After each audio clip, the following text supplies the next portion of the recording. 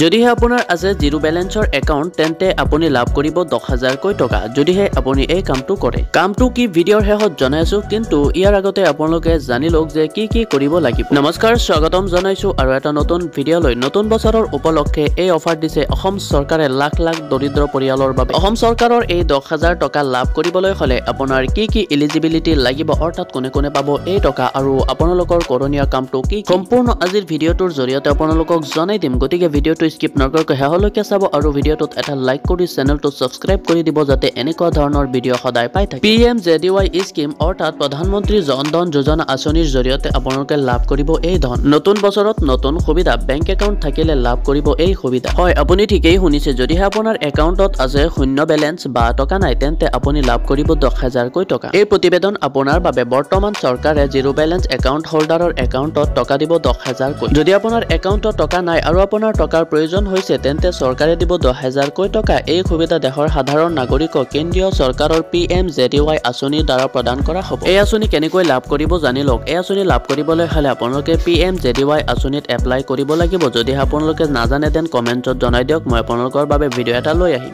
কোনে কোনে এই সুবিধাটো লাভ কৰিব পাৰিব, অৰ্থাৎ কোনে কোনে এই আঁচনিত আবেদন কৰিব পাৰিব, সম্পূৰ্ণ আজিৰ ভিডিঅ'টোৰ জৰিয়তে জানি লওক। প্ৰথমতে আবেদনকাৰী ভাৰতীয় নাগৰিক হ'ব লাগিব আৰু দ্বিতীয়তে আবেদনকাৰীৰ বয়স 18ৰ পৰা 65 বছৰৰ ভিতৰত হ'ব লাগিব আৰু শেষত এই আঁচনিৰ পইচা পাবলৈ হলে আবেদনকাৰীৰ প্ৰধানমন্ত্ৰী জন ধন যোজনা আঁচনিখন কমপক্ষেও 6 মাহ পৰ্যন্ত খোলা ৰাখিব লাগিব।